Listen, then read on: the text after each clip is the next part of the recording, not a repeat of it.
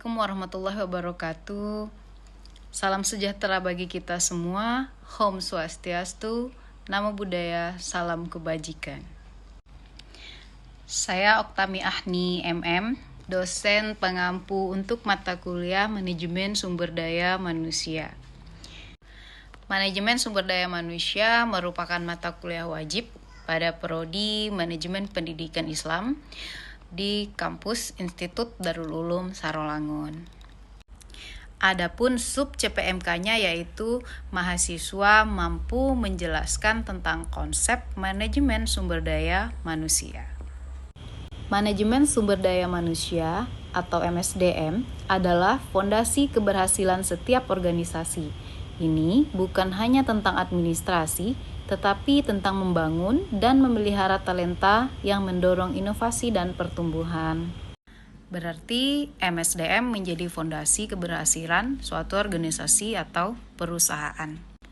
Artinya, bagaimana organisasi atau perusahaan tersebut bisa membangun dan memelihara sumber daya manusianya, sehingga ia bisa bersaing, mendorong inovasi dan pertumbuhan bagi perusahaannya. Artinya di sini bagaimana sebuah organisasi itu bisa memanage sumber daya manusia yang dimiliki oleh organisasi atau perusahaannya dengan baik. Karena inilah tolak ukur atau fondasi keberhasilan bagi suatu perusahaan. Sebagaimana yang kita ketahui, sumber daya itu ada sumber daya manusia, sumber daya alam, dan sumber daya modal. Nah, MSDM ini sangat penting di perusahaan itu harus ada karena ini menyangkut sumber daya manusianya. Ini merupakan tugas dari perusahaan atau organisasi untuk memanage para sumber daya manusianya. Sumber daya manusia itu siapa? Bisa jadi orang-orang yang berada di dalam perusahaan tersebut atau organisasi tersebut. Apakah sumber daya alam dan sumber daya modalnya tidak menjadi fondasi? Tentu saja iya. Tetapi fondasi utamanya tetap sumber daya manusianya, karena itu yang akan mengolah sumber daya alamnya ataupun sumber daya modalnya. Agenda dan pendahuluan mengapa MSDM adalah jantung organisasi. Sebagaimana disebutkan tadi bahwa manajemen sumber daya manusia merupakan fondasi keberhasilan suatu organisasi atau perusahaan. Mengapa? Karena yang pertama, peran kritis MSDM. Memahami mengapa MSDM bukan sekedar departemen pendukung, tetapi sebuah fungsi strategis inti yang vital bagi keberlangsungan dan pertumbuhan organisasi. Di sini ada kata kritis, berarti bahaya jika bagian ini tidak ada. Begitulah betapa pentingnya peran manajemen sumber daya manusia pada sebuah organisasi atau perusahaan. Dengan kata lain, tanpa adanya manajemen yang baik pada sumber daya manusianya di perusahaan atau organisasi, maka organisasi ini tidak akan berjalan dengan baik. Yang kedua, mengapa MSDM itu merupakan jantungnya organisasi? Karena MSDM menjadi pilar utama. Mengeksplor pilar-pilar utama dalam SDM mulai dari perekrutan, pengembangan, hingga manajemen kerja. Jadi, memang dari awal perekrutan sumber daya manusia untuk sebuah organisasi ataupun perusahaan memang harus benar-benar dilihat betul. Siapa dia, siapa orangnya, bagaimana latar belakang orang tersebut, baik itu pendidikannya, sesuai tidakkah dengan yang dibutuhkan oleh organisasi atau perusahaan kita. Nah, di bagian perekrutan ini juga merupakan bagian yang sangat penting, sehingga keberhasilan perusahaan kita awalnya apa yang kita butuhkan di organisasi kita cari benar-benar di perekrutan yang baik. Jangan sampai di bagian perekrutan ini kita salah. Artinya, maksudnya kita salah memilih orangnya, siapa yang akan kita ajak bergabung di perusahaan kita. Setelah direkrut sesuai dengan kebutuhan kita, baik itu latar belakang pendidikannya, keahliannya, ataupun pengalamannya, kita masuk ke tahap pengembangan. bagaimana si sumber daya manusia tersebut bisa kita kembangkan, bisa kita latih, kita ajak sehingga sama-sama membangun perusahaan atau organisasi sehingga tercapailah tujuan dari organisasi atau perusahaan tersebut. Kemudian, yang ketiga, transformasi digital. Melihat bagaimana MSDM beradaptasi dengan tantangan dan peluang di era digital, membentuk masa depan pekerjaan. Artinya di sini manajemen sumber daya manusia bersaing di era digitalisasi seperti ini. Di pesatnya perkembangan dunia modern era globalisasi saat ini. Bagaimana sumber daya manusia tersebut di manajemen yang baik sehingga bisa bersaing? Karena dunia ini semakin lama semakin berkembang. Perekrutan dan seleksi menarik talenta terbaik untuk kesuksesan. Proses perekrutan dan seleksi adalah gerbang utama untuk membawa individu berbakat ke dalam organisasi Anda. Ini melibatkan perencanaan kebutuhan SDM, strategi sourcing, metode wawancara efektif, penilaian dan pengambilan keputusan. Seperti yang sudah saya bilang di awal tadi, proses perekrutan SDM ini begitu penting. Bagaimana kita bisa menyeleksi orang-orang yang akan kita ajak ke organisasi kita atau perusahaan kita. Bagaimana cara kita menyeleksinya? Kita rencanakan kebutuhan MSDM kita. Berapa banyakkah? Berapa orang yang kita butuhkan? Bagiannya apa? Pekerjaannya apa? Posisinya apa? Kemudian latar belakang pendidikan yang seperti apa? Kita rencanakan dengan baik dan matang. Jangan sampai kita merekrut seseorang yang tidak kita butuhkan di perusahaan kita. Kita rekrut karena kita tidak enak. Dia ini adalah anak dari bos kita atau keponakan dari kita. Tetapi latar belakang pendidikan dan keahliannya tidak sesuai dengan yang dibutuhkan oleh organisasi atau perusahaan kita. Kemudian strategi searching. Artinya, kita merekrut seseorang yang emang memberikan nilai tambah bagi perusahaan kita atau organisasi kita. Bukan hanya karena embel-embel, oh dia ini keponakan saya atau dia ini anak dari bos saya. Tidak, tetapi kita mencari seseorang yang emang benar-benar dibutuhkan sehingga menambah nilai bagi organisasi atau perusahaan yang dapat digunakan berkelanjutan atau jangka panjang bagi perusahaan kita. Jadi kita mencari seseorang yang benar-benar kompeten di bidangnya, sesuai dengan keahliannya yang emang sangat dibutuhkan bagi perusahaan. Kemudian yang ketiga yaitu metode wawancara efektif. Kita bisa mewawancarai orang tersebut yang telah kita pilih untuk mengetahui sejauh mana tentang dirinya atau latar belakang dirinya, latar belakang pendidikannya, apakah sesuai dengan yang kita butuhkan, apakah bisa menambah nilai bagi perusahaan kita.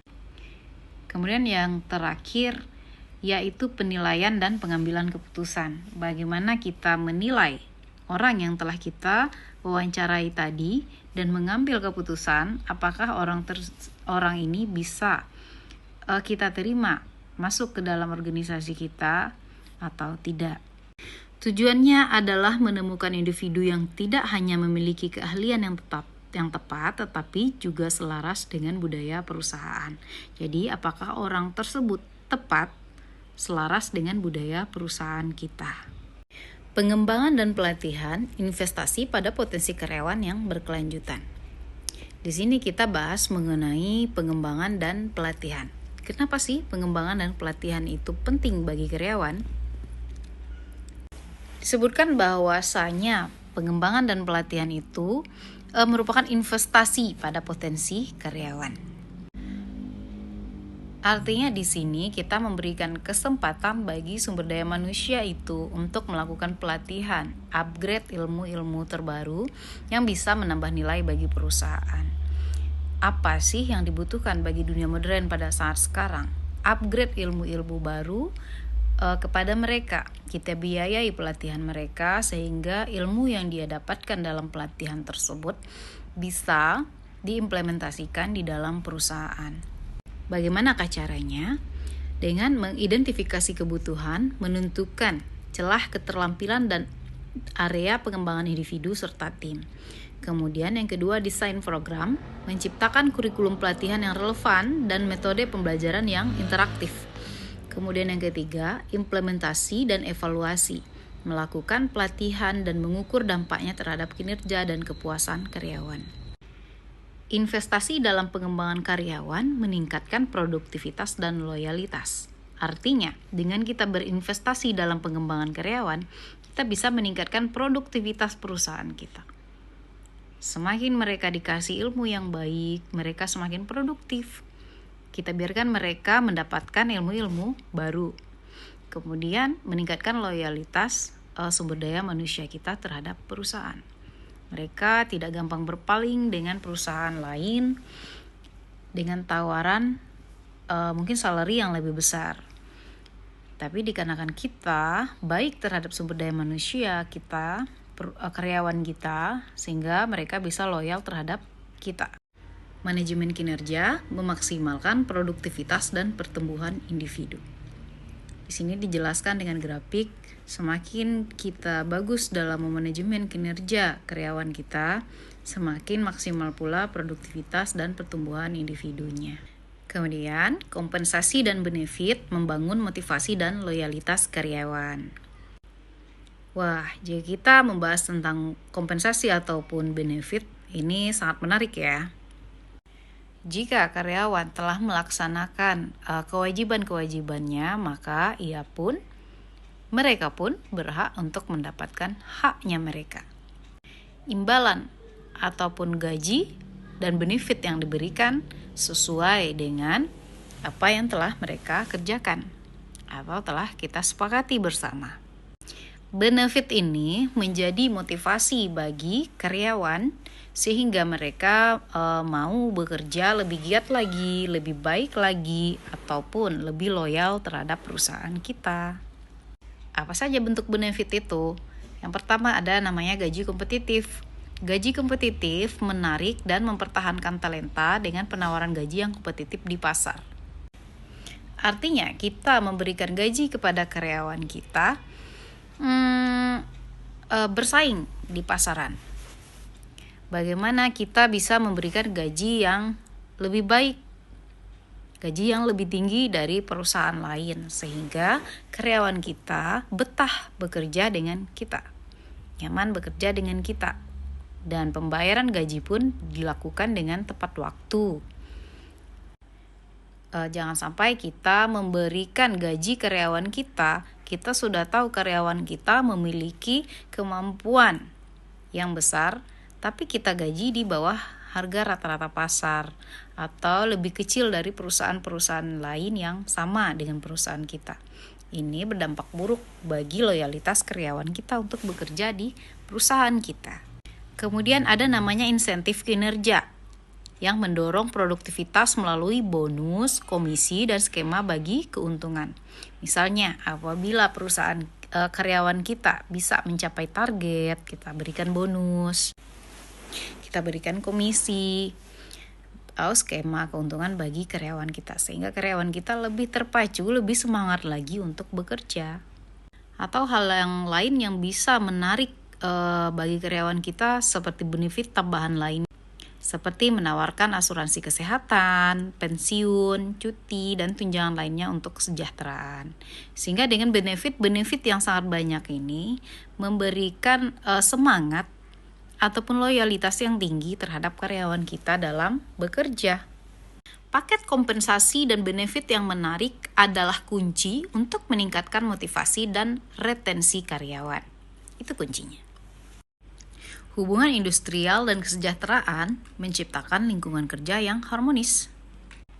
Bagaimana perusahaan kita bisa menciptakan kondisi kerja yang harmonis antar sesama karyawan? Bagaimana caranya supaya karyawan kita bisa merasakan lingkungan kerja yang nyaman dan harmonis? Yang pertama, di bidang kesehatan dan keselamatan kerja, memastikan lingkungan kerja yang aman dan sehat bagi seluruh karyawan. Lingkungan kerja yang sehat, yang aman, yang nyaman bagi mereka Jika di dalam ruangan misalkan diberikan cuaca yang sejuk dengan adanya AC, tidak berpanas-panasan, sehingga mereka bisa betah bekerja di ruangan yang seperti itu. Apabila karyawan kita itu bekerja di outdoor, di luar ruangan, mungkin dibekali dengan alat keselamatan kerja seperti helm atau apapun yang mendukung karyawan kita bisa selamat dalam bekerja. Intinya, bagaimana perusahaan bisa menciptakan lingkungan kerja yang sehat dan nyaman bagi perusahaan. Kemudian program kesejahteraan menyediakan dukungan untuk kesehatan mental, keseimbangan kehidupan kerja, dan program kebugaran. Maksudnya di sini perusahaan memungkinkan menyediakan lingkungan atau space baik di dalam kantor tersebut, mungkin adanya tempat untuk ngopi, tempat untuk bersantai, mungkin dari mumet-mumetnya kerja bagi karyawan kita, mereka bisa ngopi, mereka bisa refresh lah sejenak di tempat itu. Kemudian perusahaan menyediakan bagian kesehatan sehingga apabila ada mendadak mungkin karyawan kita terkena sakit kepala atau sakit perut bisa segera ditangani oleh tenaga ahli kesehatannya. Kemudian penyelesaian konflik, jika terjadi konflik di dalam perusahaan gitu ya, mengembangkan mekanisme yang adil dan transparan untuk menyelesaikan perselisihan di tempat kerja. Tidak memungkinkan bagi suatu perusahaan itu timbulnya konflik sesama karyawan. Nah, bagaimana kita bisa menyelesaikan konflik-konflik tersebut dengan transparan, dengan adil, tidak memihak pada salah satunya, sehingga mereka menjadi betah dalam hal penyelesaian konflik jika terjadi di perusahaan kita. Menciptakan lingkungan kerja yang harmonis meningkatkan kepuasan dan produktivitas karyawan. MSDM strategis menyelaraskan tujuan bisnis dengan kapabilitas SDM. Visi bisnis menetapkan tujuan jangka panjang organisasi selaras dengan analisis SDM. Menilai kekuatan, kelemahan, peluang, dan ancaman terkait SDM. Kemudian yang ketiga, perencanaan strategis mengembangkan rencana untuk mengisi celah dan memanfaatkan kekuatan SDM, selaras dengan implementasi dan monitoring, melaksanakan rencana dan memantau kemajuan secara berkala.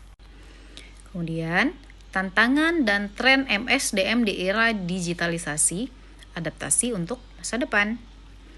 Yang pertama kita bahas mengenai automasi dan AI. Mengintegrasikan teknologi untuk efisiensi operasional dan analisis data SDM. Jika kita berbicara masalah digital, ini menarik sekali. Perusahaan harus bisa memiliki teknologi, mengintegrasikan teknologi sehingga bisa mengefisiensikan operasional dan analisis data sumber daya manusia. Jika perusahaan kita telah memiliki teknologi yang tinggi, yang modern, sehingga memudahkan bagi karyawan untuk dalam bekerja, dalam menyelesaikan tugas-tugas mereka. Kemudian tenaga kerja yang fleksibel, mengelola pekerjaan jarak jauh misalnya, gig economy dan mode hibrida. Jadi bisa saja melakukan pekerjaan tidak melulu di kantor, kita bisa sambil ngopi-ngopi di coffee shop, kita bisa mengerjakan itu dengan jarak jauh gitu ya. Kemudian kita kirim hasil pekerjaan kita itu. Kemudian analitik SDM menggunakan data untuk pengambilan keputusan berbasis bukti. Kemudian keamanan data melindungi informasi karyawan di tengah ancaman cyber yang berkembang. Itu penting kita lakukan sehingga data karyawan itu bisa aman, sehingga karyawan kita bisa dapat bekerja tidak berulang-ulang jika kemungkinan kehilangan data.